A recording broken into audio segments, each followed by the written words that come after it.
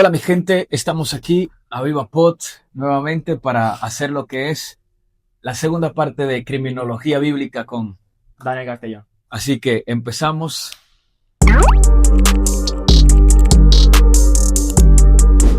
Quedamos en la parte en que Jesús fue asesinado o se entregó a sí mismo. Hoy nosotros vamos a explicar varias partes y no podemos negar, según lo que habla la Escritura, que Jesús sí se entregó por nuestros pecados. Pero tenemos que ver cómo llegamos al trasfondo de esa entrega. Porque Él no fue directamente ante los fariseos y le dijo, heme aquí, máteme, entréguenme. ¿Verdad que no? ¿Verdad que no? Este hombre hizo un sinnúmero de cosas espirituales que su Padre Dios, nuestro Padre Dios Celestial, le mandó. Y por esa razón los judíos le apedrearon y le mataron. Ahora el punto es, fue una entrega de Él.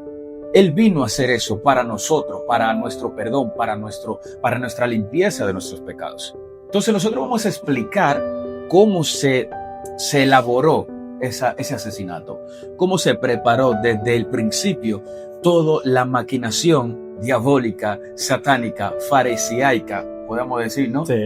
Del judaísmo en aquel entonces. Así que Dane hoy nos va a traer lo que es un breve resumen y vamos a debatir un poco con el fin de edificaros a vosotros. ¿Sí o qué? Entonces, bueno, en el podcast de hace 2 semanas, en el último en el que estuvimos hablando de criminología bíblica, abordamos una pregunta que era eso, si Jesús se entregó o fue asesinado. Es innegable que Jesús se entregó y todo lo que hizo fue para salvarnos y que nosotros a día de hoy, con el momento que fallezcamos, podamos ir al cielo con Él. Sin embargo, eso es independiente y no quita el hecho de que su entrega se perpetuó como un crimen y como una de las mayores planificaciones maléficas que se ha hecho en la historia, ¿verdad? Eso es. Entonces, para meternos en esta historia, quiero primeramente explicar un poco el contexto en el que vivía Jesús en esa época, tanto político como social.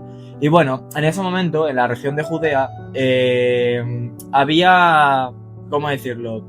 La región de Judea estaba sometida totalmente al Imperio Romano. Es decir, en Judea se hacía hasta donde Roma permitía. Entonces, los judíos vivían sometidos bajo ese mandato de los romanos y estaban bastante perseguidos, aunque sí es cierto que Roma les permitía cierta libertad religiosa, aún así estaba muy controlada. Por ejemplo, en la fiesta de la Pascua, donde miles de judíos con todo el sentimiento nacionalista iban a celebrar que habían sido liberados de Egipto, una sola chispa podía provocar una masacre. Una leve interpretación de rebeldía contra los romanos podía hacer que todos esos judíos que iban a celebrar su liberación de Egipto acabaran masacrados. Eso es. Entonces, en esta región nace Jesús y esta región, aparte de los romanos, tenía, bueno, pues como regulantes de la ley y un poco las personas que controlaban el chiringuito, dicho así, a los fariseos y los saduceos, ¿no? Los saduceos eran esos aristócratas que a día de hoy son, bueno, los que controlaban un poco el templo y las riquezas en el templo. Y ellos, en un principio, no tenían un sentimiento tan en contra de Jesús como podían tener los fariseos. Pero en el momento en el que Jesús volcó las mesas del templo, cuando estuvieron convirtiendo, ¿no?, ese templo en un negocio, y Jesús intentando impedir, ¿no?, que timaran a la gente y estafaran a la gente que iba a hacer sus ofrendas a Dios, y etcétera, volcó las mesas, cerró el chiringuito, por así decirlo, y eso para ellos fue un detonante para decir, hay que ir contra este hombre, ¿no? Claro. Había un punto porque había lo que era el Sanedrín, que era la parte donde se juntaban ellos, Sí. que era como lo que juzgaban Sí. que toda la ley se cumpliese. De los mandamientos que hizo Moisés, hicieron esa gente 600 y pico de mandamientos, con el fin de que los discípulos comían espiga en día del sábado, Jesús sanaba en día del sábado, Jesús sanaba a enfermos, a endemoniados, se llamaba el Hijo de Dios, el Hijo del Hombre, el Cristo, que el Mesías. Entonces, todo eso fue acumulando que estos saduceos y fariseos que defendían la ley de Moisés entraran en ese conflicto. Y todo ese conflicto de los fariseos contra Jesús, porque Jesús no era que estaba aboliendo la ley, no era que estaba destruyendo los parámetros bíblicos. Jesús no estaba diciendo, no, pues el sábado como no se puede comer con la mano sucia, o no se puede levantar a un paralítico, o no se puede levantar a un enfermo. Jesús dijo, ¿está malo que en el día sábado no se haga algo bueno? O sea, literalmente. Exactamente, o sea, el punto era que para ello Jesús era una blasfemia, y toda blasfemia, según la ley de Moisés, era apedrear a esa persona, porque estaba injuriando, maltratando, blasfemando contra la ley de Dios. O sea, entonces para ello Jesús era como un blasfemo, era un falso profeta, era un falso mesías, porque podemos connotar que los romanos crucificaban a muchos predicadores en aquel entonces. La Biblia no lo especifica claramente, pero los romanos crucificaban a muchos judíos predicadores que tenían la misma intención que hizo Jesús, pero Jesús permaneció con lo que hizo. Sin embargo, sus predicadores no llegaron ni siquiera a montar bien el chiringuito. ¿Me entiendes a lo que me refiero? Entonces, continúa en esa parte que tú ibas, sí, entonces, para darle más contexto. Básicamente eso, ¿no? Cuando Jesús irrumpió y se reveló, no revelar, pero sí que mostró su desacuerdo con que el templo fuera un negocio y se estafara a la gente que quería hacer sus sacrificios al Señor. En los saduceos ya empezó a crecer ese sentimiento de rechazo hacia Jesús, de que había que hacer algo con él, ¿no? Y silenciarlo de alguna manera. Entonces, después están los fariseos. Los fariseos eran aquellos que controlaron un poco la ley religiosa, ¿no? La ley de Moisés. La ley y los profetas. Y se aseguraban un poco de que esa ley se cumpliera y que no hubiera nada que impidiese, pues, el cumplimiento de esas normas. Sin embargo, Jesús fue su mayor talón de Aquiles. Fue la persona que llegó para decir, esto tiene que acabar. No pasa nada porque yo sane a un ciego en un sábado, o porque yo no quiera apedrear a una prostituta como María Magdalena.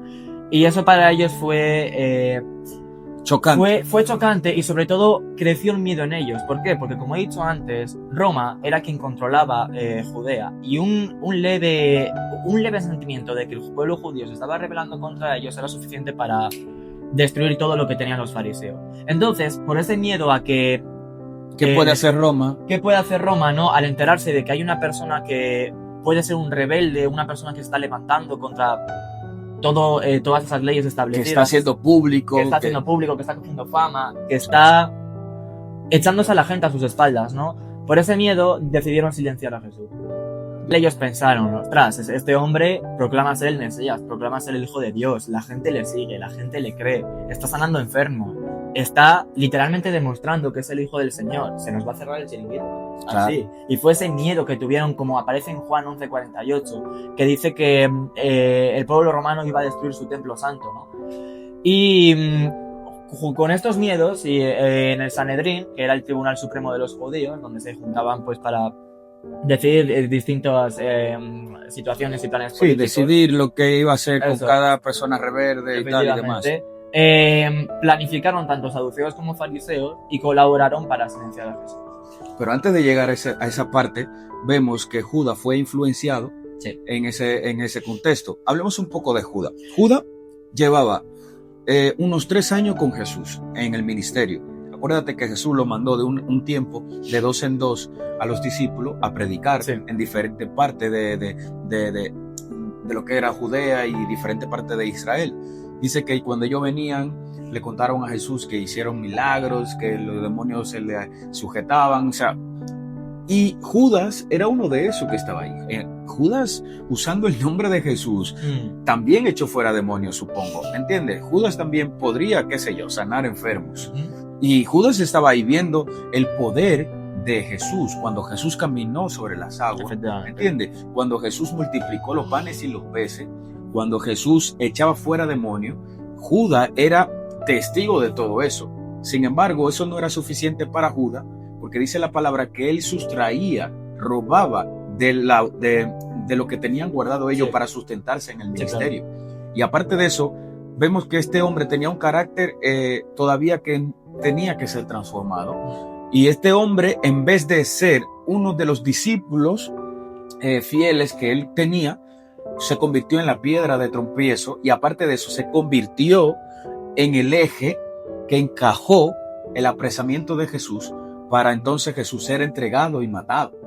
esto fue prácticamente una planificación de los judíos, fariseos y saduceos, y Judas, según las escrituras, muestra de que él fue allí a prestar su servicio, a decirle, yo te lo entrego, pero me tienen que pagar tanto. Se le vio a este hombre la ambición de dinero, la codicia. La codicia hizo que este hombre fuera parte del encaje del asesinato de Cristo. ¿Me entiendes? Dice que mejor no hubiese nacido Judas. Mejor le hubiese que no naciese, porque es que, bro, cuando le toque a él el juicio eterno, este hombre va a ser atormentado eternamente, prácticamente. ¿Por qué?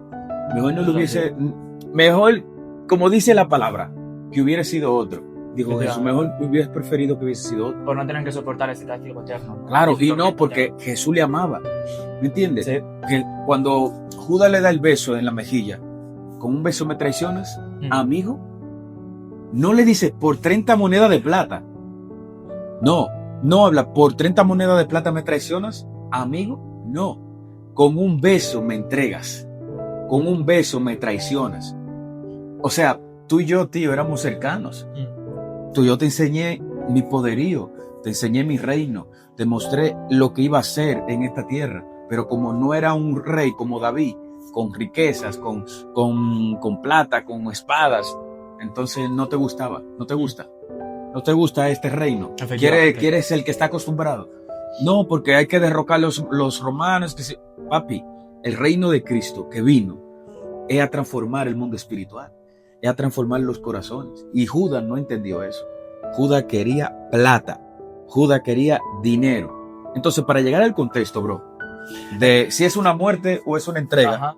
Entonces, bueno, estos fariseos y saduceos se dedicaron durante mucho tiempo a intentar tomar pruebas de el por qué Jesús era la persona blasfema y el hijo de Belcebú que ellos decían que era, ¿no? Cada vez que Jesús sanaba a un enfermo, allí estaban ellos, pero no para contentarse con que ese enfermo se había sanado, sino para criticar, ya sea porque era un sábado, ya sea porque si está sanando a gente es porque es magia y es del diablo. Nunca se contentaron con que un ciego pudiera ver o con que un cojo pudiera saltar. Lo único que hacían era criticar, intentar usar ese milagro que Jesús había hecho en su contra para poder juzgarlo. Entonces, durante este tiempo, planificaron tomar esas pruebas y ese plan lo desenlazaron y lo terminaron con seducir a uno de los discípulos de Jesús, que es Judas Iscariote, ¿no? Judas Iscariote era uno de los 12 discípulos de Jesús. Fue una persona que acompañó a Jesús durante esos 3 años y donde vio cómo Jesús hacía los milagros, donde conoció íntimamente a Jesús como un amigo.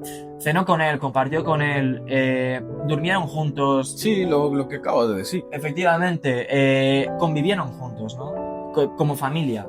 Y esta persona que tenía una codicia sin igual, fue tentada con 30 monedas por los fariseos para que así traicionara a Jesús y los fariseos por fin pudieran llevar a cabo su plan y silenciarlo, ¿verdad? Entonces, dice la Biblia que en el huerto de Getsemaní Jesús está con sus discípulos y Judas saluda a Jesús. Cuando los fariseos llegan y la guardia llega, Judas saluda a Jesús con un beso. No fue un mero saludo con un beso. De esta manera, Judas estaba identificando quién era Jesús y quién era el que proclamaba ser el Mesías, ¿verdad? En ese momento, Jesús le llama amigo. Y esto es algo muy chocante, ¿no? Cómo Jesús podía llamar amigo a la persona que le iba a traicionar. Claro. Pero no solo esto, para mí esto no es lo más chocante. Para mí lo más chocante es cómo en la última cena, a través del pan mojado, Jesús le da una oportunidad para que se arrepienta. Cuando dice, yo sé que esta noche uno de vosotros me va a traicionar.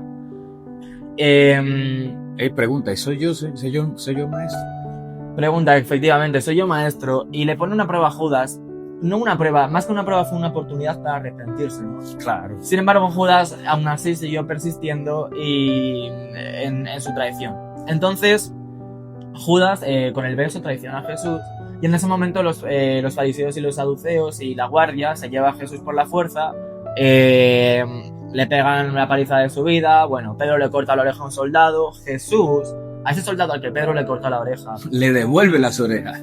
Coge la oreja, se la pega en la cara a una persona, a un guarda que que estaba participando de su asesinato, ¿no? Se llamaba Marcos. Efectivamente, y es tan chocante, la verdad, el amor de Jesús. Y aún así Judas no se arrepiente. Y aún así Judas, viendo eso, No se arrepiente. no se arrepiente. Iba Claro. mucho más allá, su codicia y su ambición, ¿verdad? Y la verdad que es muy chocante. Como a mí, eso es otra de las cosas que más me choca. Cómo Jesús aún así fue capaz de... Pero lo más loco es que cuando va a donde Pilato y Pilato ve que no encuentra en él nada con qué acusarle ni matarlo, se lava las manos Sí, y se lo entrega efectivamente. al otro que estaba a cargo, ¿no? Sí. Entonces, claro, luego ya en el juicio, un juicio liderado por Caifás, un sumo sacerdote que perpetuó un poco, ¿no? Y lideró un poco la acusación contra Jesús. Caifás le pone, bueno, no le intenta, sino le hace caer en una trampa donde le pregunta a Jesús si es el Mesías. Entonces, contestará lo que contestara. Si contestaba que no, le iban A pegar una pata. Sí, a condenar por mentiroso, porque todo este tiempo has estado diciendo que vas a ser el Mesías y tal. Si decía que sí, iba a ser un blasfemo. Entonces Caifás le somete a esa trampa y Jesús dice que sí, que él es el Mesías. Entonces, Tú lo has dicho.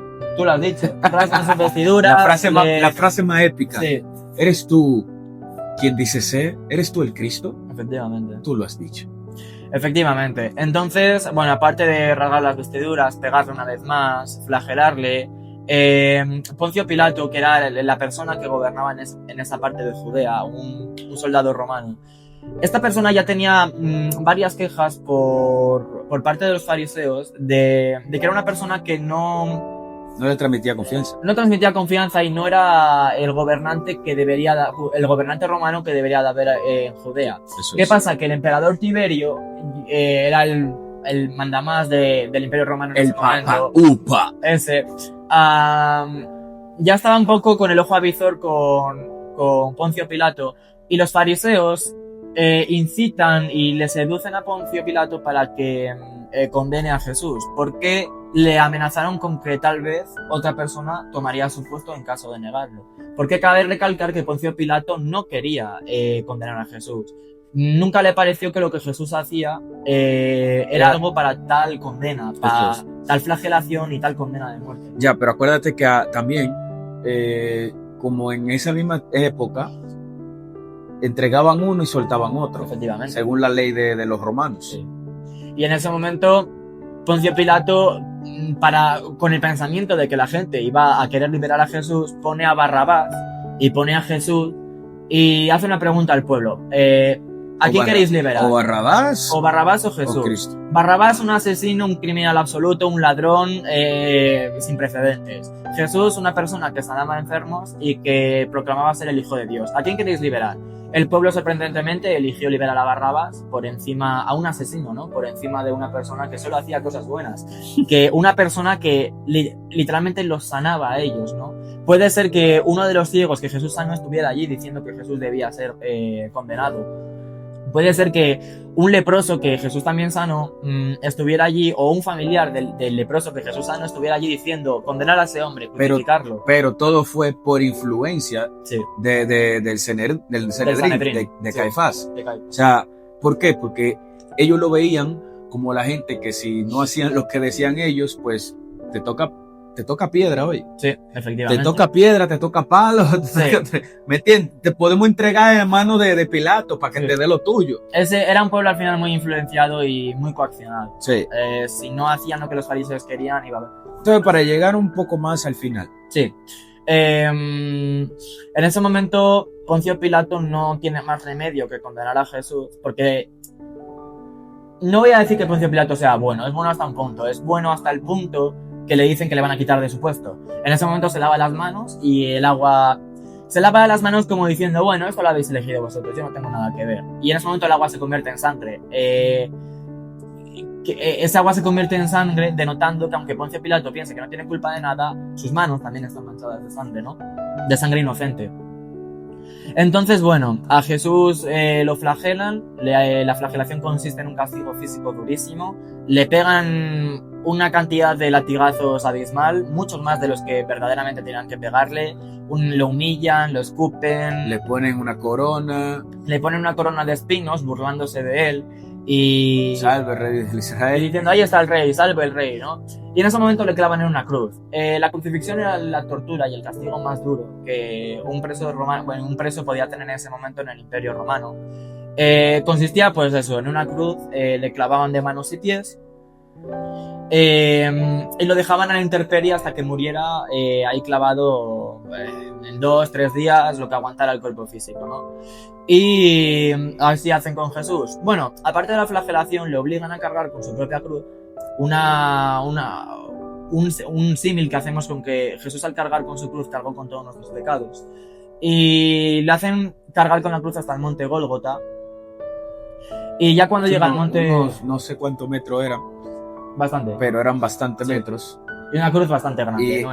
No era un camino plano, sino empinado. Puesta, sí. Entonces no era fácil también, Sí. que él estaba desangrándose, deshidratado. Sí. Jesús siempre estaba en ayuno muchas veces. O sea, su alimento, cuando estaba con la mujer samaritana, que vinieron los discípulos del Señor, como que a darle comida y tal. Yo, no, ya yo he comido. La comida de mi padre es la comida mía es hacer la voluntad de mi padre. Pero era porque él se había guardado de comida ese día para llevar el ministerio de lo que tenía que hacer. Entonces el punto era que Jesús ya camino al Gólgota, llega en el Gólgota, está en el Gólgota, está allí, le están clavando los clavos, le están injuriando, burlándose de él. Si eres Dios, baja de esa cruz. Eso es, con la corona de espinas lo cuelgan, lo suben, le extienden los brazos. Hay en ese parámetro dos personas que marcan la diferencia de que si fue un asesinato o no fue un asesinato, y fueron los dos ladrones que estaban alrededor de Jesús. ¿Qué tú me puedes decir en ese momento si fue o no fue, según el testimonio de esos dos ladrones, un asesinato? Bueno, con esos dos ladrones, uno se apiada de Jesús, ¿no? Y reconoce que él es el Hijo de Dios. Y en ese momento Jesús le dice, tú estarás conmigo hoy en el paraíso. Y el otro se burla de Jesús. Entonces, para mí, eso es una representación... Bájate de esa cruz y sálvanos a nosotros. Efectivamente. Y para mí eso es una representación un poco de las dos mitades que separan el mundo hoy en día, ¿no? Las personas que reconocemos que Jesús es nuestro Salvador y que vamos a estar con Él en el paraíso, y las personas que rechazan ese sacrificio que Jesús hizo por nosotros y se burlan de Él. Entonces... Se burlan de nosotros. Puedes ver a sus discípulos, a sus familiares llorando por Él. Y Jesús hace no una oración, pero sí le hace una pregunta a Dios, ¿no? Y le pregunta, Señor, ¿por qué me has abandonado? Implorando que Dios no apartara su presencia de él. En ese momento quiero destacar que muchas veces, como vemos a Jesús como una figura sobrenatural y una divinidad, ¿no? Que es lo que es, o el Hijo de Dios incluso, el que todo lo puede, el Rey de Reyes o el Señor de Señores, en ese momento Jesús estaba sufriendo como un hombre. Él tuvo que cargar con su cruz hasta el monte Gólgota como un hombre, recibió los latigazos como un hombre, y soportó un dolor sin igual, simplemente inocentemente y por los pecados de otros, ¿verdad? Entonces, creo que es importante alejarse un poco de que Jesús tal vez no sufrió tanto, o incluso porque luego resucitó al tercer día, ¿no? Yo pienso que nosotros fuimos lo que le asesinamos. Nosotros fuimos lo que le crucificamos. Te voy a explicar breve por qué.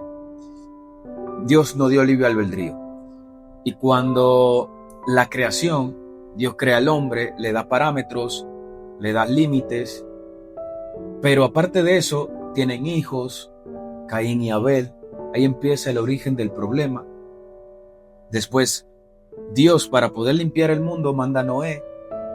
De Noé, esa familia, nacen todas las generaciones de la tierra, pero la tierra se corrompe, la Torre de Babel.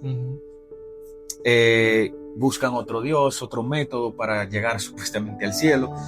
Ahora el punto aquí es, todo el pecado que fue originado, que nosotros fuimos construyendo, todos esos males que nosotros fuimos creando, hasta el tiempo de Jesús, después de Jesús, vemos muchas guerras, la gente sí, mucha hambre, y dice la gente, si Dios es tan Dios, ¿por qué a los africanos o a África no le manda pan y le manda comida? Todo lo que está pasando en el mundo, bro, es nuestra culpa. Dios no tiene la culpa de nuestras decisiones. Y todo lo malo que nosotros vivimos son los actos de nuestra consecuencia. Y Jesús, al morir, nos dio a demostrar a nosotros de que Él recibió toda nuestra blasfemia, toda nuestra injuria, todos nuestros golpes, todas nuestras mentiras, todos nuestros pecados, bros, fue lo que mataron a Jesús. O sea, nuestro pecado era tan fuerte que el cuerpo de Jesús era el único cuerpo que lo soportó. Nuestro mal era tan fuerte, bro, que el cuerpo de Cristo era el único capacitado y preparado para recibir todo ese odio, todo ese dolor, toda esa maquiavelicación malévola, maquiavélica. Era el único cuerpo preparado para eso. Y fue un cuerpo humano, sin pecado, sin mancha, que se guardó, se santificó. Fue en contra de todos los parámetros de carnales y mundanos, bro, para darnos a nosotros esa libertad después de su resurrección. Entonces yo pienso que nosotros fuimos los que le matamos. Sin duda alguna. Además, ya no solo las personas que existieron antes del nacimiento de Jesús, que cometieron esos pecados como has dicho Caín y Abel, la Torre de Babel, sino nosotros a día de hoy, cuando por ejemplo pensamos en ir a la iglesia y nos da pereza, o pecamos, o nos emborrachamos, o cometemos todas estas cosas que la Biblia claramente dice que no se puede hacer, estamos matando a Jesús, lo estamos matando, lo estamos flagelando, lo estamos insultando, estamos burlándonos de su cruz, la estamos pisoteando. No estamos valorando el sacrificio que Él hizo por nosotros. Y es un crimen que todavía seguimos cometiendo a día de hoy. Claro, el crimen de Jesús no se cometió hace no sé cuántos miles de años, es que lo seguimos cometiendo a día de hoy cada vez que pensamos en eso, ¿verdad? Entonces creo que debemos de valorar ese sacrificio que hizo Jesús por nosotros y tener en cuenta que el asesinato de Jesús fue el único crimen que se cometió y sigue cometiéndose por toda la humanidad. Y pienso, para concluir, que aunque fue un crimen lo que nosotros le hicimos a Él nos dio una segunda oportunidad a través de su resurrección para que todo aquel que en Él crea no se pierda, mas tenga vida eterna. Y sabes que es lo más impactante de todo, que aunque Jesús hiciera todo esto en un cuerpo de hombre y sufriera como nadie nunca ha sufrido, no tengo ninguna duda de que si le pusieran en la situación de tener que volverlo a hacer, sin duda Jesús lo haría. Y si después de eso tuviera que volverlo a hacer, lo haría también.